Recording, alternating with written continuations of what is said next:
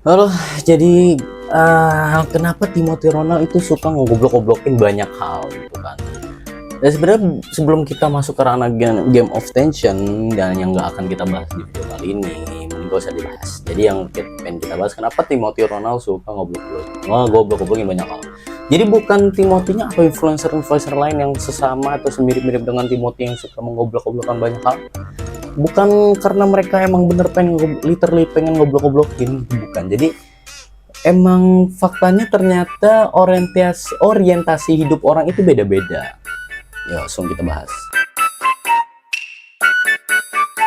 Kalian akan menemukan banyak hal gitu kan, kalian akan menemukan banyak gaya hidup atau lifestyle orang lain gitu kan, dan kalian akan menemukan banyak konten-konten self development atau pembenahan diri, pembentukan konsep diri itu yang berbeda-beda gitu. Misalkan yang satu bilang A ini relevan, yang satu lagi enggak.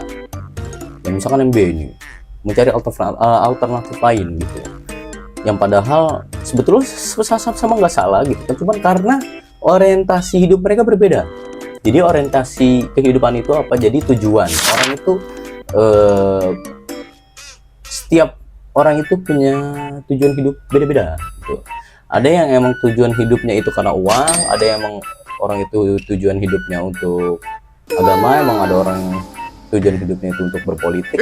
Jadi ketika mereka menuju satu orientasi yang berbeda, maka ya sudah mereka berbeda pandangan juga gitu.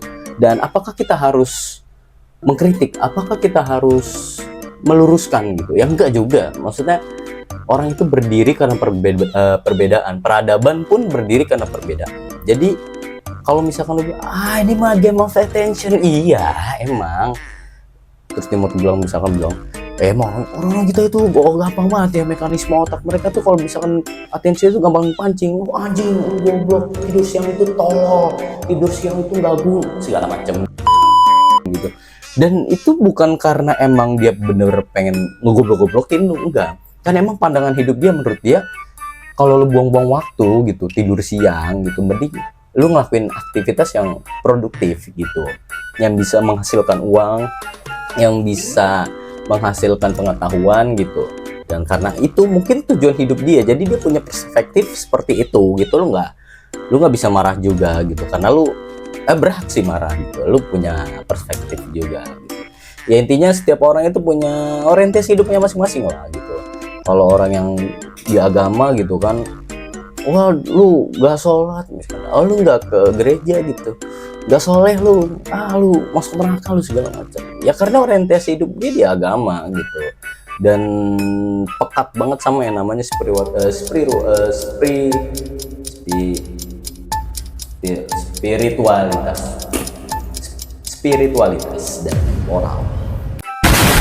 dan moralitas. Jadi begitu. Jadi ya orientasi kehidupan orang beda-beda tujuan. Jadi ya otomatis perspektifnya berbeda juga. Oke? Jadi suatu saat lu ketemu orang atau lu ketemu suatu komunitas yang berbeda dengan cara berpikir lu, berbeda dengan cara hidup lu, berbeda dengan cara bicara lu atau cara beragama, ya karena orientasi dia berbeda dengan lu. Intinya di situ. Dan itu bukan titik sebagai perbedaan dan penghancuran ya, tapi justru di situ titik untuk lu semakin menguatkan ini nih, persatuan. Jadi gitu, itu lu harusnya lebih aware aja, lu harusnya lebih respect lagi ke orang, dan itu lu akan bisa membuka peluang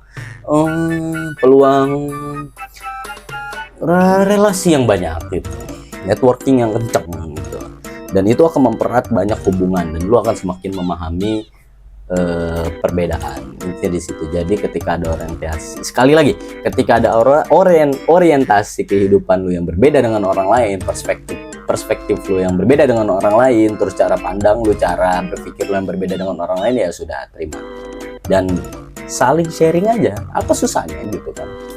Dan mungkin ya itu cara dia, dan mungkin ini cara gua. Intinya di situ.